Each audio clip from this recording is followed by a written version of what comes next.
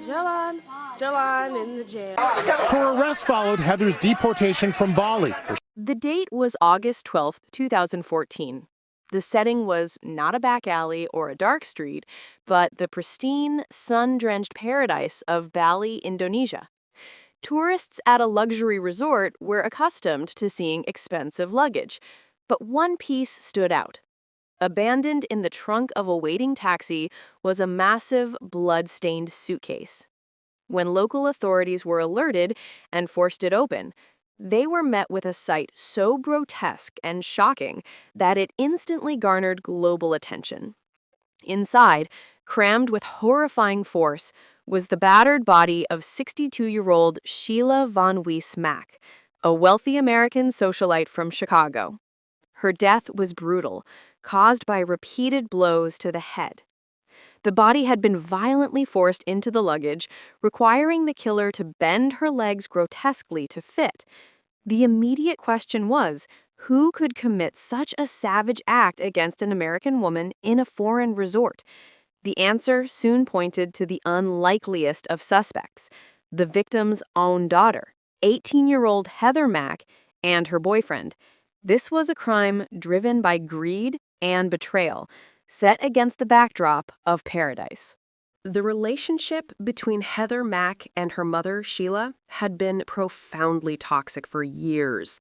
Sheila, widowed after the death of Heather's famous composer father, belonged to Chicago's elite, known for her culture and sophistication.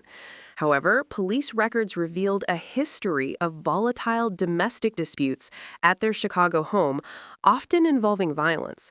The mother was highly controlling, and the daughter was fiercely rebellious.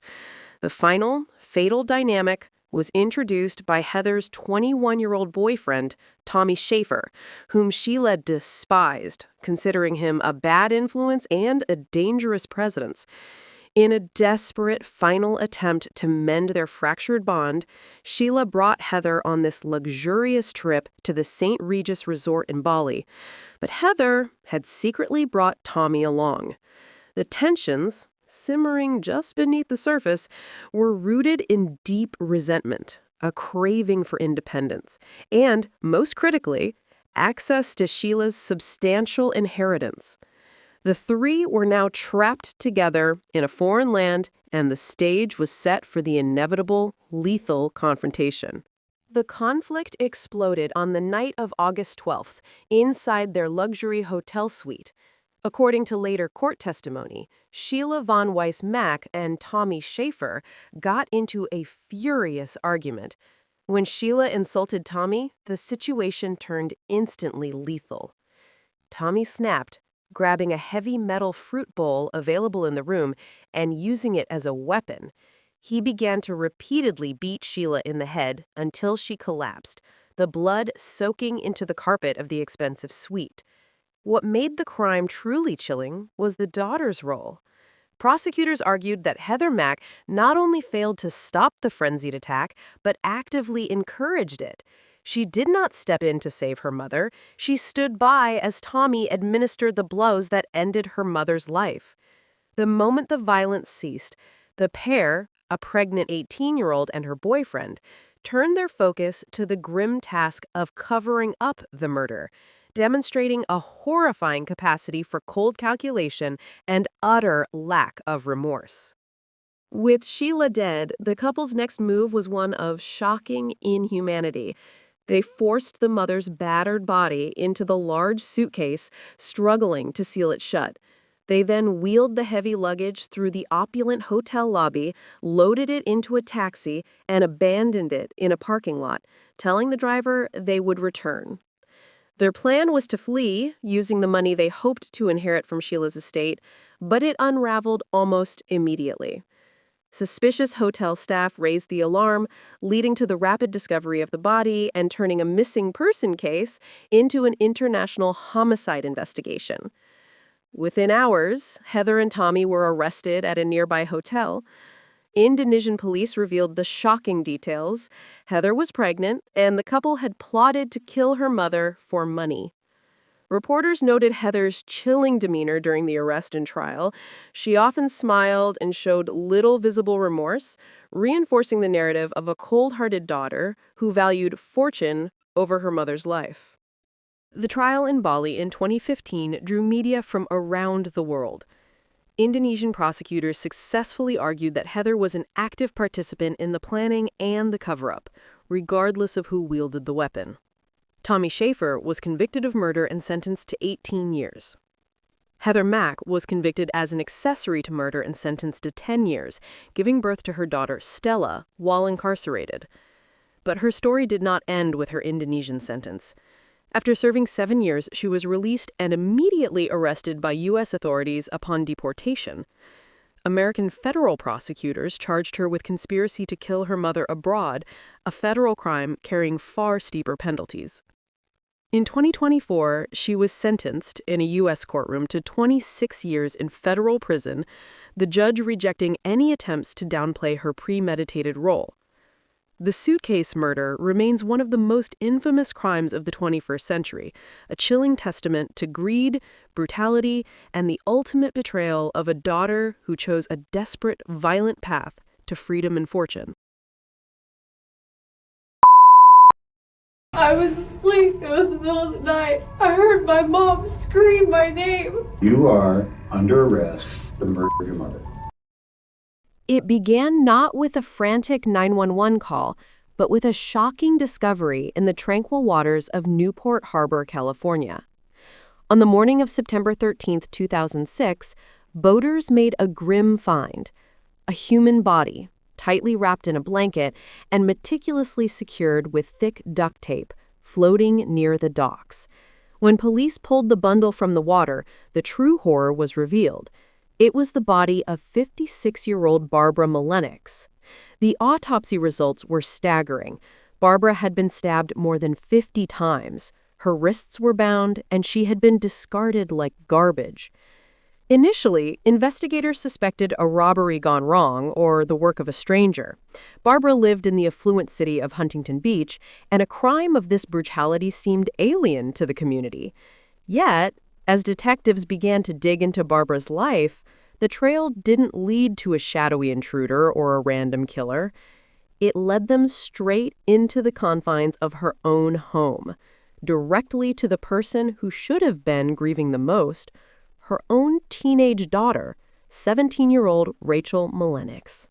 To outsiders, Rachael appeared to be a normal, intelligent, suburban teenager with a bright future.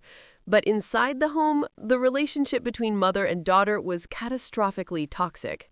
Barbara, having largely raised Rachael alone, was described by friends as intensely controlling and, at times, suffocating. She restricted Rachel's movements, disapproved of her friends, and their arguments had become explosive confrontations. The conflict intensified dramatically in 2006 when Rachael fell deeply for Ian Allen, a 21-year-old drifter with a checkered reputation.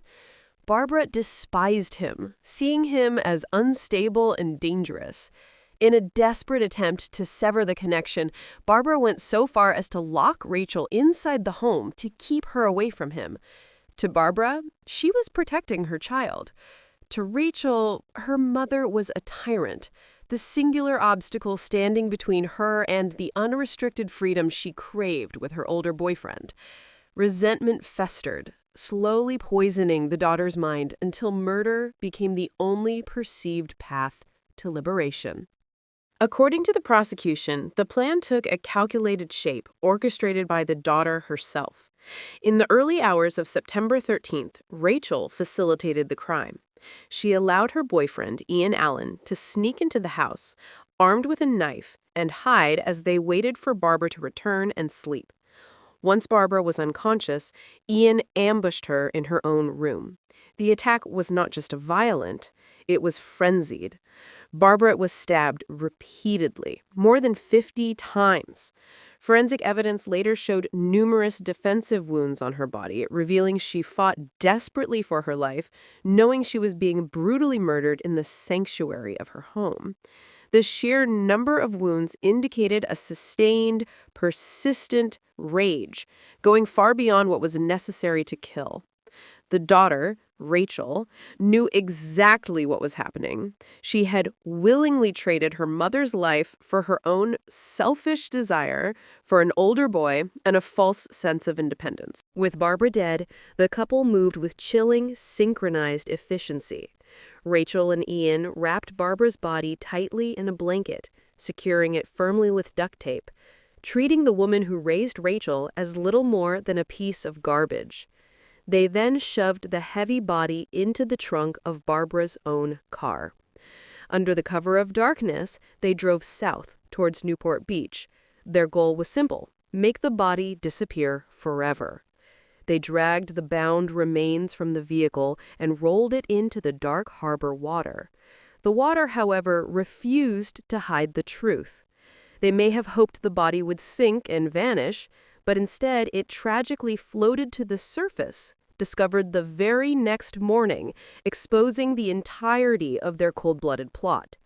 The shocking image of a mother's body discarded in the ocean by her own child instantly shifted the police investigation. The trial of Rachael Mullenix captivated the public. Prosecutors successfully painted her as manipulative and cold-hearted, arguing she wanted her mother dead because Barbara stood in the way of her toxic relationship with Ian. They showed the jury the horrifying crime scene photos, the 50 stab wounds, the blood-spattered home, and the calculated effort to dispose of the body. The defense tried to argue manipulation by the older boyfriend, but the jury was unconvinced. In 2008, the final verdicts were handed down. Ian Allen was convicted of first-degree murder and sentenced to life without parole. Rachael Mullenix was convicted of second-degree murder and sentenced to 25 years to life in prison. She was 19 years old when she learned she would spend decades behind bars.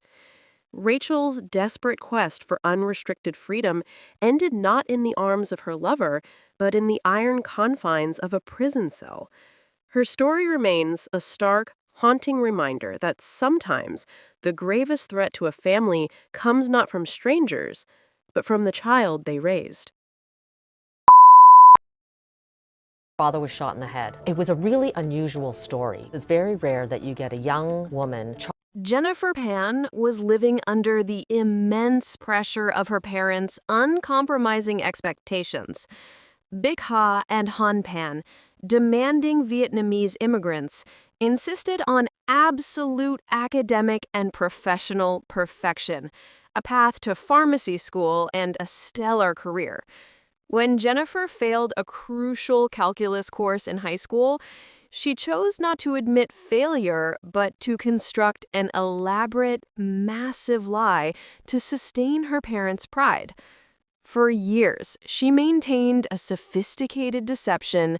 She forged report cards, fabricated acceptance letters, and pretended to attend university every day, often hiding out in libraries. This lie became the shield for her secret life and her relationship with her boyfriend, Daniel Wong, a man her parents completely banned. This life built on deceit was not sustainable. It was a fragile structure that, once threatened, would lead Jennifer to believe that murder was the only way to prevent her fabricated world from utterly collapsing. In 2010, Janiferpan's intricate web of lies began to finally tear apart. Her father, Han Pan, grew increasingly suspicious of her lack of progress and demanding schedule. A surprise call to the supposed university revealed the devastating truth.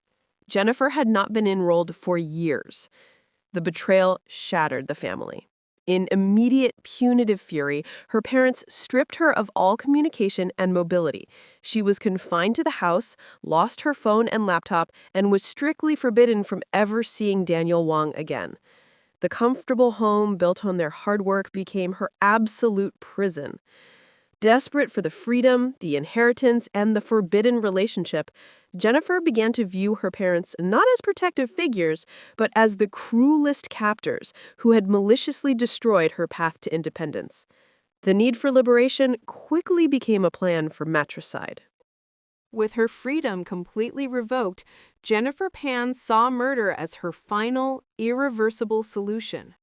She covertly contacted Daniel Wong, and together they formalized a plan to hire 3 contract killers to stage a violent home invasion. Her objective was clear. She would inherit the family's substantial assets and achieve permanent independence. A fee was negotiated for the act.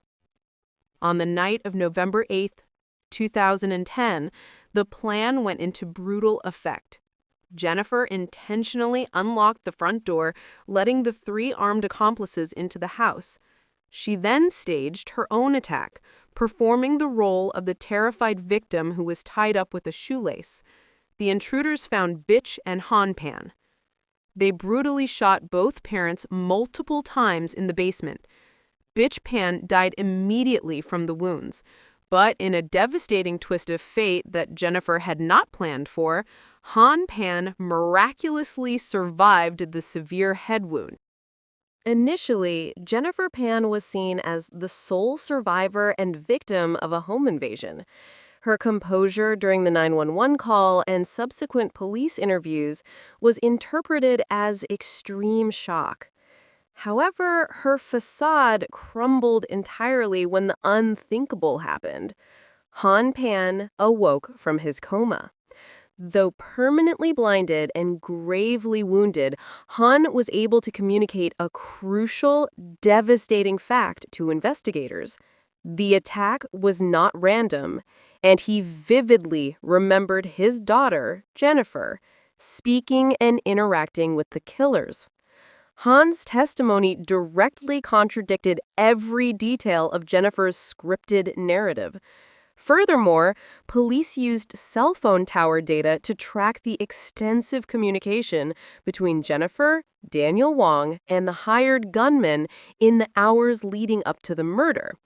Faced with the evidence of a surviving witness and irrefutable digital proof, the Golden Child story instantly collapsed, leading to the immediate arrest of Jennifer Pan.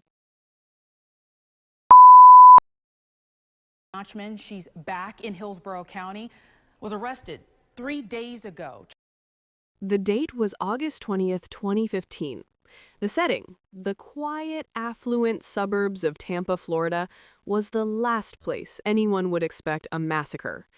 Yet inside a meticulously kept home, 2 lives were brutally and suddenly extinguished.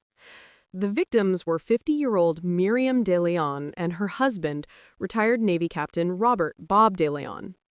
When police arrived, they found a chilling scene. Both victims had been executed in cold blood. There were no signs of forced entry, no struggle suggesting an outside intruder, and nothing was stolen. The clarity of the scene pointed to an inescapable conclusion. This was an inside job, a calculated act of ultimate domestic betrayal. The suspicion immediately fell upon the one person who wasn't there, the couple's 21-year-old daughter, a seemingly quiet college student who we will call Nicole.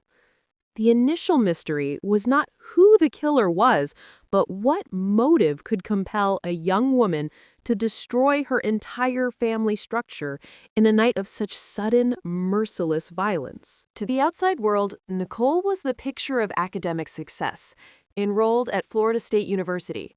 But behind closed doors, her life was a different story, one of constant pressure and suffocation.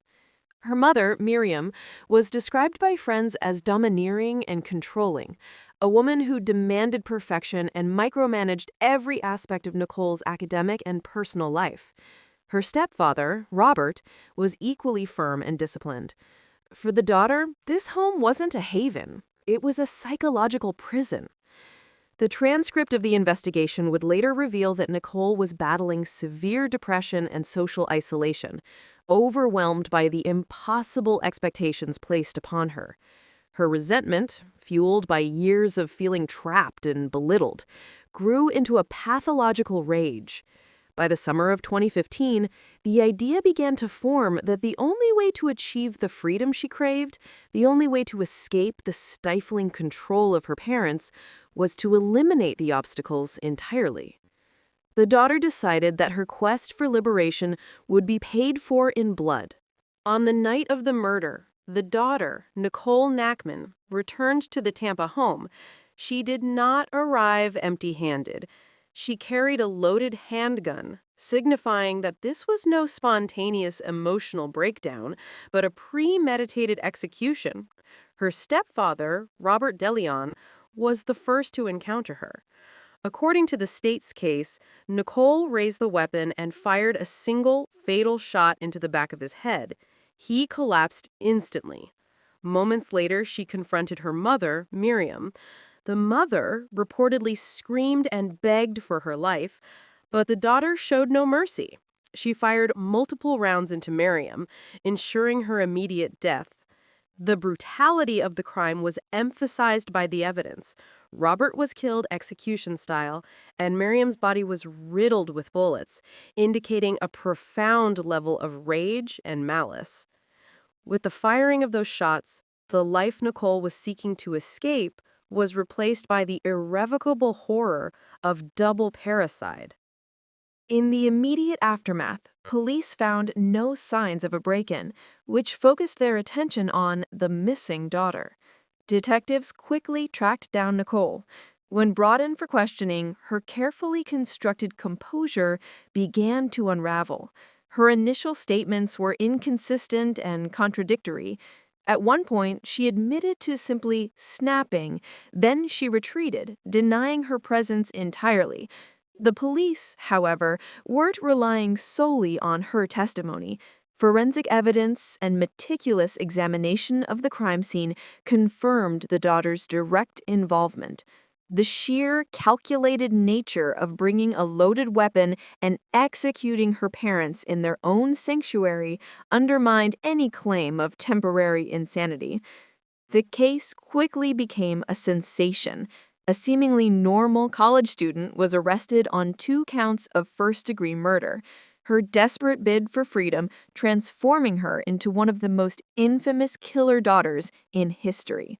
The trial of Nicole Nachtman drew national attention, showcasing the chilling narrative of a young woman who viewed murder as the only solution to her overbearing parents.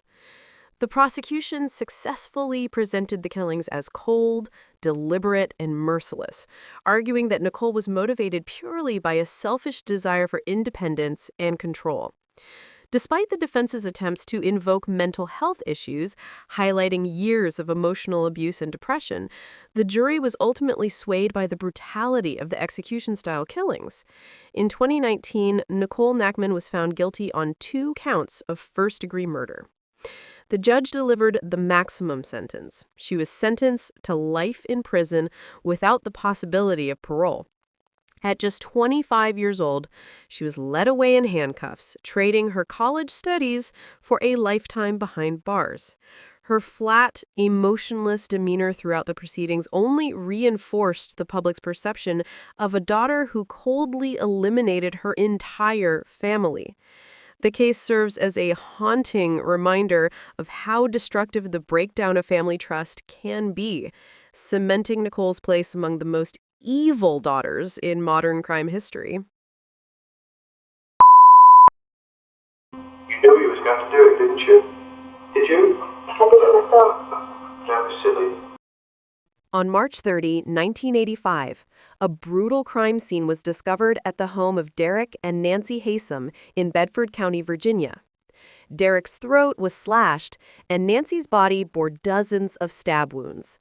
The sheer violence was shocking. But what truly horrified the community was the mastermind, the Haysoms' own privileged daughter, Elizabeth. Elizabeth grew up surrounded by wealth and high expectations. Her parents, Derek, a steel executive, and Nancy, were well-educated and part of the international elite. To Elizabeth, however, this upbringing felt more like a cage. She often described her parents as cold, controlling, and emotionally rigid. She was brilliant, but deeply resented the suffocation she felt under their strict guidance and affluence. This resentment, festering beneath a veneer of sophistication, would soon find an outlet in an obsessive relationship. In 1984, while studying at the University of Virginia, she met Jens. Jens, the awkward son of a German diplomat, quickly became infatuated with Elizabeth. She used this devotion, telling him she was a victim of her parents' control and that she needed to be free at any cost. This became the fatal root of their shared fantasy. Jens Soring was deeply in love and desperate to prove his commitment to Elizabeth. He absorbed her tales of parental torment, concluding that her mother and father were the only obstacles to their future. By early 1985, their conversations had turned to murder. Elizabeth suggested that killing her parents was the ultimate act of love and the sole path to the life they desired. She became the architect of the crime, carefully calculating a foolproof plan. On March 30th, 1985, Elizabeth established a solid alibi. She remained in Charlottesville with friends, ensuring she could not be physically tied to the crime scene. Meanwhile, Jens, the loyal pawn, drove to the Haysom's house in Lynchburg. Sometime after being welcomed into the home, the planned attack began. Derek and Nancy were stabbed and slashed with shocking brutality. The defensive wounds on Nancy's body showed she fought fiercely for her life. Derek was nearly decapitated. After the savage murders, Jens returned to Elizabeth in Charlottesville. Together, they quietly began the second phase of the plan, a frantic international cover-up fueled by stolen money and deceit. Immediately after the murder, Elizabeth and Jens began their escape.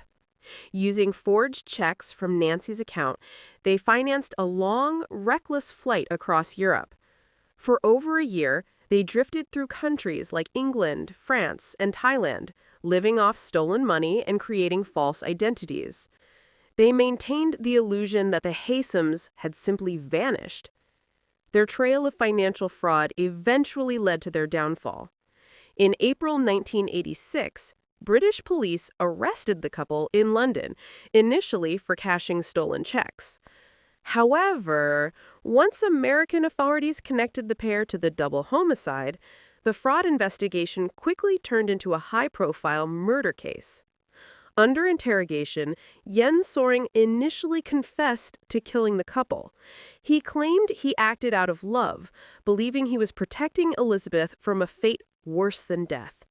He thought his German diplomatic status would shield Elizabeth from the death penalty. However, Jens later recanted his confession, arguing he had been manipulated by Elizabeth and that she was the true mastermind, potentially even the one who wielded the knife. The trials were separated. In 1987, Elizabeth Haysom struck plea deal. She pleaded guilty to being an accessory before the fact to murder. She admitted to orchestrating the crime and providing the plan, but continued to deny being the physical killer. She was sentenced to 90 years in prison. Jens Soring fought extradition for years, but was eventually returned to the U.S. in 1990. He was convicted of 2 counts of murder and sentenced to 2 life terms. He maintained his innocence from prison, claiming Elizabeth had manipulated him into confessing. This created a decades-long public debate. Was Jens a lovesick killer or a victim of Elizabeth's calculated psychological manipulation? In 2019, after more than 30 years behind bars, both Elizabeth and Jens were granted parole. Jens was deported back to Germany, and Elizabeth was deported to her native Canada. She now lives quietly, far from Virginia. The murders of Derek and Nancy Haysom remain one of the most infamous betrayal cases in American history, leaving an unresolved question about which of the 2 lovers truly held the most evil heart. There's been a murder. There's 3 people dead that I can see right now. I just came. On Christmas Eve 2007, a family was tragically wiped out in Carnation, Washington. The victims were 6 members of the Anderson family: Michelle's parents, Wayne and Judy Anderson, her brother, Scott Anderson, his wife, Erica Anderson, and their 2 young children, 5-year-old Olivia and 3-year-old Nathan. What should have been a night of holiday joy turned into one of the worst family massacres in Washington state history. The orchestrator was not a stranger, but the family's own daughter and sister, Michele. Michele, then 29, harbored a deep and toxic resentment toward her family that had been festering for years. She believed her parents favored her brother Scott, often dismissed her struggles, and, most importantly, owed her money.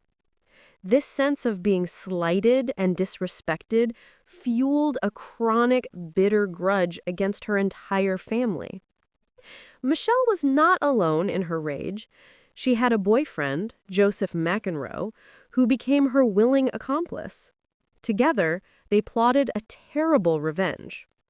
They armed themselves with handguns and waited for the perfect moment, Christmas Eve, when the entire family would be gathered in one place. The plan was cold and methodical.